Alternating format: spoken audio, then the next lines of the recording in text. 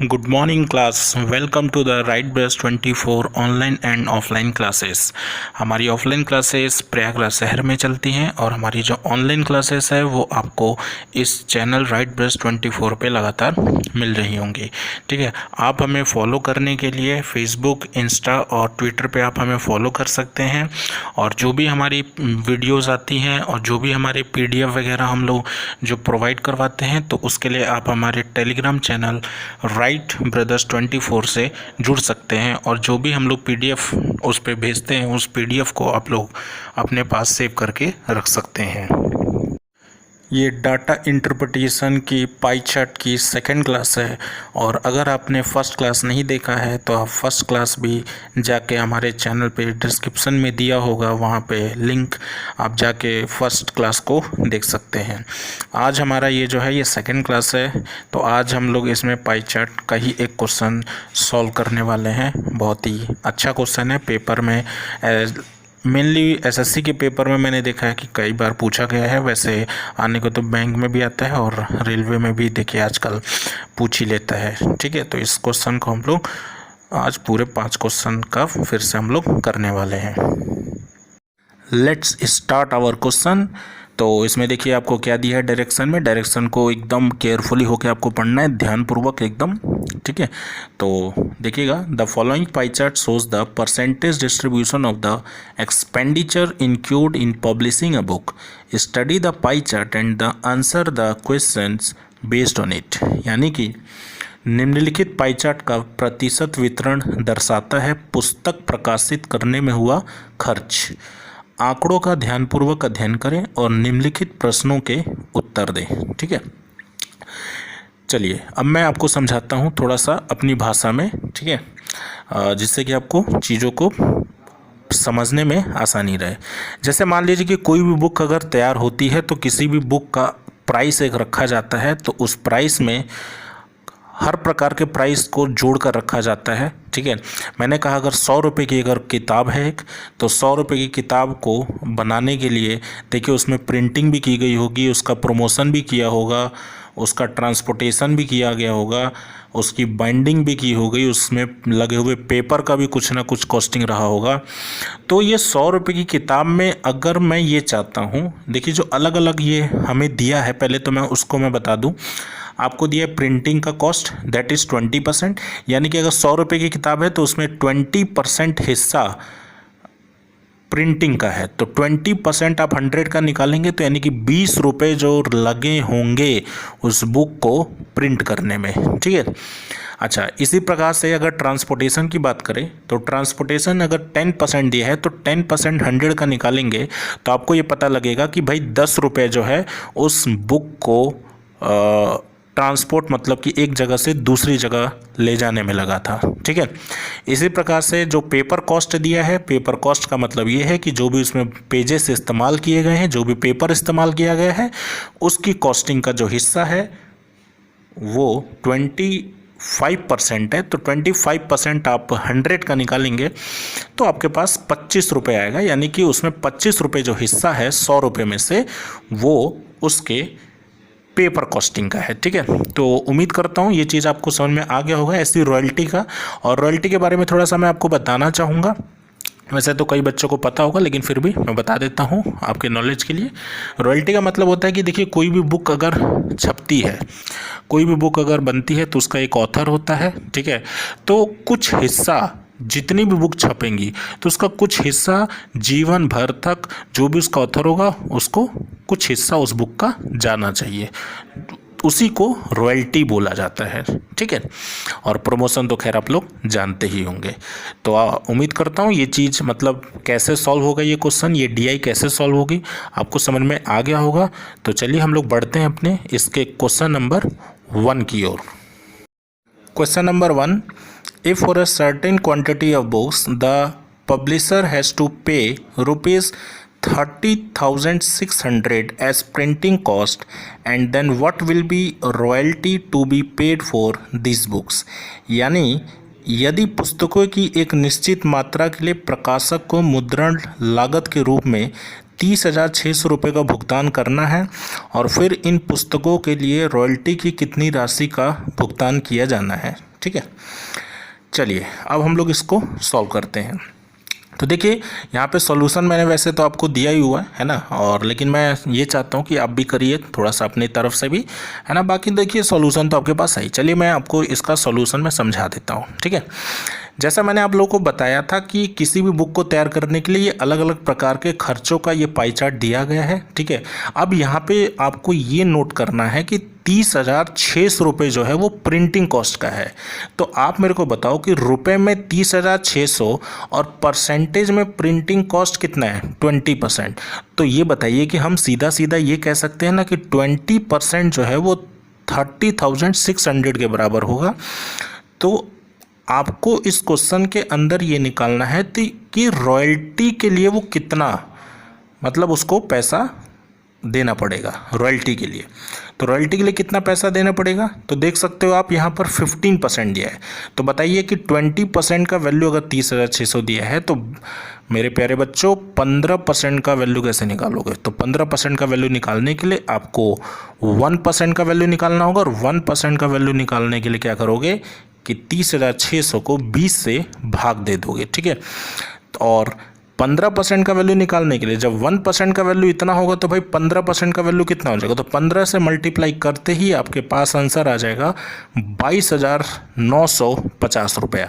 यानी कि उस बंदे को रॉयल्टी कॉस्ट जो देना पड़ेगा वो 22,950 रुपया। यानी कि इस हिसाब से हमारे इस 1 नंबर सवाल का जो सही ऑप्शन होगा वो सी ऑप्शन होगा, दैट इज़ 22,950 रुपया, ठीक है। चलिए अब हम लोग अपने चलते हैं क्वेश्चन नंबर 2 की ओर। छात्रों एवं छात्राओं, ये रहा सवाल नंबर 2 आपके स्क्रीन पे। तो what is the central angle of the sector corresponding to the expenditure incurred on royalty. Royalty पर किए गए व्यय के अनुरूप क्षेत्र का केंद्र कोण क्या है। पहला ऑप्शन 15 डिग्री, दूसरा है 24 डिग्री, तीसरा है 54 डिग्री और चौथा है 48 डिग्री, ठीक है। और इसमें देखिए आपको कोई भी लाइफलाइन नहीं मिलने वाली है, ये आपका ये केबीसी का गेम नहीं है क्योंकि। चलिए तो फिलहाल अभी हम लोग इसको करते हैं।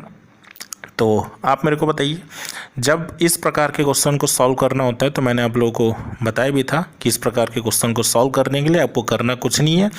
ये बताइए जो पूरा पाई चार्ट होता है इसके बीच में जो सेंटर पे जो एंगल बनेगा वो टोटल 360 डिग्री का 360 डिग्री का एंगल बनता है। तो आप मेरे को बताओ कि अगर पूरा एंगल 360 डिग्री का होगा तो ये बताइए कि अगर आपको रॉयल्टी का सेंट्रल एंगल निकालना है तो रॉयल्टी का परसेंटेज कितना है, 15%। तो 15% ऑफ 360 डिग्री आप निकाल लीजिए, आपके पास आपका आंसर सामने आ जाएगा, ठीक है। तो 15% 360 डिग्री का निकालते ही हमारे पास आंसर आता है 54 डिग्री। तो 54 डिग्री जो है इसका बिल्कुल सही आंसर है। तो 54 डिग्री को यानी कि दूसरे नंबर सवाल का सी ऑप्शन को लॉक किया जाए और ये आंसर आपका बिल्कुल सही है। तो चलिए अब हम लोग चलते हैं अपने इसके तीसरे सवाल की ओर। ये रहा तीसरा सवाल। The price of the book is mark 20% above the CP. If the mark price of the book is ₹180, then what is the cost of the paper used in a single copy of the book? यानी पुस्तक की कीमत लागत मूल्य से 20% अधिक चिन्हित है। यदि पुस्तक का चिन्हित मूल्य 180 रुपये है तो पुस्तक की एकल प्रति में प्रयुक्त कागज की कीमत क्या है, ठीक है। चलिए अब इसको करते हैं। तो आप मेरे को बताइए कि अगर हम लोगों ने बुक का जो मार्क प्राइस यानी कि चिन्हित मूल्य, उसे अंकित मूल्य भी कहा जाता है, अगर अंकित मूल्य हमारा कॉस्ट प्राइस से यानी कि क्रय मूल्य से 20% ज़्यादा लिखा गया है तो आप मेरे को बताओ कि 20% हमारा होता है 1/5। इसका मतलब ये निकलता है कि अगर हमारा CP 5 होगा तो हमारा MP 6 होगा और हमें MP का वैल्यू यानी कि 6 का वैल्यू दिया है 180 180। अगर 6 का वैल्यू 180 तो बताइए 1 का वैल्यू 30 होगा तो 5 का वैल्यू 150, यानी कि टोटल उस बुक का जो टोटल कॉस्ट प्राइस आएगा वो 150। अब बताओ कि 150 की अगर कोई किताब है, 150 की अगर कोई किताब है तो आप मेरे को ये बताइए कि 150 के किताब का अगर हमें पेपर कॉस्ट निकालना है तो बताओ, पेपर कॉस्ट का परसेंटेज है 25%, तो हम लोग 25% 150 का निकालेंगे। तो जैसे हम लोग 25% 150 का निकालेंगे तो हमारा जो आंसर आएगा 37.50। ठीक है, तो इसका जो सही आंसर हो जाएगा 37.50 इज़ द करेक्ट आंसर। सवाल number 4, if 5500 copies are published and the transportation cost on them amounts to ₹82,500, then what should be the selling price of the book so that the publisher can earn a profit of 25%। यानी यदि 5500 प्रतियां प्रकाशित हुई हैं और उन पर परिवहन लागत 82,500 रुपये है तो पुस्तक का विक्रय मूल्य क्या होना चाहिए ताकि प्रकाशक 25% का लाभ कमा सके। इसका पहला ऑप्शन है 187.50 रुपये, दूसरा है 191.50 रुपये, तीसरा है 175 रुपये और चौथा है 180 रुपये। ठीक है, चलिए अब हम लोग इसको सॉल्व करते हैं।